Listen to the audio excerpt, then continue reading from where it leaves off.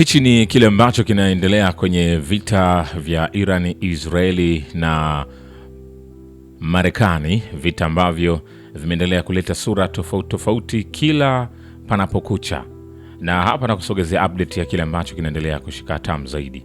Na miongoni mwa taarifa tulizoko nazo ni kwamba shule moja katika mji wa Khomeini nchini Iran imeshambuliwa, Fars imeripoti.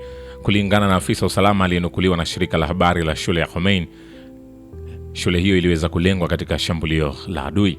Fars imeripoti kwamba nyumba kadhaa kwenye kitongoji kimoja na shule ya Khomeini ziliharibiwa katika shambulio hilo la bomu, na hakuna taarifa kuhusu majeruhi waliopatikana kutokana na shambulio hilo ambazo zimeweza kutolewa. Vilevile Washington itaondoa vikwazo vya mafuta kwa baadhi ya nchi na huenda hata ikajizuia kuvirejesha. Rais wa Marekani Donald Trump anatangaza, anasema tutaondoa vikwazo hivyo hadi hali itakapobadilika. Basi nani anajua, labda tutalazimika kuviweka. Trump aliwaambia waandishi wa habari, nilijua bei za mafuta zingepanda ikiwa ningefanya hivi, ikiwa Marekani ingeanzisha operesheni yake dhidi ya Iran, na zimepanda pengine chini ya nilivyofikiria zingepanda, kiongozi huyo aliongeza. Mapema mjumbe maalum wa rais wa Urusi wa uwekezaji na ushirikiano wa kiuchumi na nchi za kigeni na mkurugenzi mkuu wa mfuko wa uwekezaji wa moja kwa moja wa Urusi, Kirill Dmitriev, alisema kwamba Moscow inajadili uwezekano wa kupunguza vikwazo vya mafuta ya Urusi na Washington. Vilevile waziri wa mambo ya nje wa Jamhuri ya Kiislamu Abbas Araghchi amesema kwenye mahojiano, kwanza kabisa ni mapema sana kwake kutoa maoni yoyote. Mwanadiplomasia mkuu wa Iran alisema, akimrejelea Mojtaba Khamenei alipoulizwa ikiwa kuna mtu yeyote katika uongozi wa Iran ambaye amewasiliana na maafisa wa Marekani tangu mwana wa Ali Khamenei alipochaguliwa kuwa kiongozi mpya mkuu wa Iran. Anasema sote tunasubiri hotuba na maoni yake ambayo yatakuja baadaye, lakini si dhani kama suala la kuzungumza na Wamarekani au mazungumzo na Wamarekani tena litakuwa mezani, kwa sababu tuna uzoefu mchungu sana wa kuzungumza na Wamarekani. Marekani na Israeli, kumbuka, zilianzisha operesheni ya kijeshi dhidi ya Iran mnamo Februari 28. Miji mikubwa wa Iran ikiwa ni pamoja na Tehran ilishambuliwa. Ikulu ya White House ilihalalisha shambulio hilo kwa kutaja ni vitisho vinavyodaiwa vya kombora na nyuklia kutoka Iran. Kikosi cha walinzi wa mapinduzi ya Kiislamu nacho pia kilitangaza operesheni ya kulipiza kisasi ikilenga maeneo nchini Israeli. Kambi za jeshi za Marekani huko Bahrain, Jordan, Kuwait, Qatar, Saudi Arabia na Falme za Kiarabu pia zilishambuliwa. Kiongozi mkuu Ayatollah Ali Khamenei na baadhi ya viongozi wengine muhimu wa Iran waliuawa katika shambulio la pamoja kati ya Marekani na Israeli. Sasa nini hasa ambacho kitakachoendelea? Manake Marekani amekuwa akianzisha mazungumzo na Iran, lakini katikati ya mazungumzo hayajamalizika, basi utashangaa tayari Marekani au Israeli amekwisha shambulia Iran kwa namna moja namna nyingine. Kwa hiyo kumekuwa hakuna mwafaka baina yao, bali imekuwa tu ni matisho na mengine mengi. Vilevile kikosi cha walinzi wa mapinduzi ya Kiislamu hakitaruhusu usafirishaji wowote wa mafuta kutoka eneo hilo kwenda Marekani au washirika wa Washington wakati wa mzozo unaoendelea. Ali Mohammed Nain, msemaji wa kikosi cha jeshi la Iran, anaonya, katikati ya uchokozi unaoendelea wa Marekani dhidi ya Iran, vikosi vya kijeshi vya Jamhuri ya Kiislamu havitaruhusu lita moja mafuta kusafirishwa kutoka eneo hilo kwenda kwa chama pinzani na washirika wake hadi itakapotangazwa tena. Shirika la habari la Tasnim liliweza kumnukuu Nain akisema, kulingana na jenerali wa Iran, nchi yake ipo tayari kulinda rasilimali za mafuta na usalama kwenye eneo hilo. Pia Nain aliendelea, jeshi la Jamhuri ya Kiislamu liko tayari kupanua vita, kwani alisema kwamba ni Teherani ambayo itaamua wakati wa vita vitaishaje. Vilevile Rais wa Marekani Donald Trump ameonya kwamba Marekani inaweza kuongeza mashambulizi yake dhidi ya Iran mara 20 iwapo Teherani itazuia mtiririko wa mafuta kupitia mlango bahari wa Hormuz. Anasema ikiwa Iran itafanya chochote kinachozuia mtiririko wa mafuta ndani ya mlango bahari wa Hormuz, yatapigwa na Marekani mara 20 zaidi kuliko yalivyopigwa hadi sasa.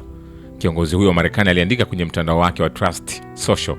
Zaidi ya hayo, alionya Marekani kwamba itaondoa malengo yanayoweza kuharibiwa kwa urahisi ambayo yanaweza kuifanya Iran kujengwa tena. Baada ya hapo, Jamhuri ya Kiislamu itakabiliwa na kifo, moto na ghadhabu. Lakini natumai na naomba kwamba isitokee. Hii ni zawadi kutoka Marekani kwa China na mataifa yote yanayotumia sana mlango bahari wa Hormuz, Trump alisisitiza. Natumaini ni ishara ambayo inathaminiwa sana, alihitimisha. Vilevile, kulingana na vyanzo vya gazeti hilo, miongoni mwa maafisa wa Marekani, utawala wa Trump ulitarajia kwamba shambulio la Februari 28 la kukata vichwa vya uongozi wa Iran, ikiwa ni pamoja na kuuawa kwa kiongozi mkuu wa nchi hiyo Ayatollah Ali Khamenei, lingesababisha kuanguka kwa utawala wa Iran au kurudiwa kwa hali ya Venezuela, ambapo maafisa wengi wenye busara walichagua kushirikiana na Washington. Chapisho hilo pia linasema kwamba hakuna hata moja kati ya matukio hayo ambayo yametimia hadi sasa. Makala hiyo inabainisha kuwa utawala wa Washington unaonekana kushindwa kutathmini kwa usahihi jinsi gani Iran angeweza kujibu mashambulizi hayo, na ndio maana kwa namna moja namna nyingine mpaka sasa Washington naye kichwa kinaendelea kupasuka, akiwaza namna gani anaweza kutuliza vita hivi bila yeye kuonekana ameshindwa na jeshi la Iran.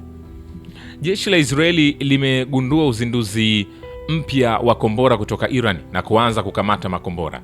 Jeshi la ulinzi la Israeli linasema muda mfupi uliopita IDF ilibaini makombora yaliyorushwa kutoka Iran kuelekea eneo la jimbo la Israeli. Taarifa hiyo inasema mifumo ya ulinzi inafanya kazi ili kukamata tishio hilo. Hakuna majeruhi walioripotiwa kufikia sasa. Katika hatua hii hakuja kuwa na ripoti za vipande vilivyoanguka au majeraha, mashirika haya yalisema katika taarifa yao walioitoa kwa vyombo vya habari, taarifa ambayo inaonekana kuwa imechujwa zaidi. Vile mgogoro kati ya Marekani na Israeli na Iran umezivuruga nchi za magharibi kuisaidia Ukraine na kukata usambazaji wa makombora mapya kwa ajili ya mifumo ya ulinzi wa anga kwenda Kiev, The New York Times inasema.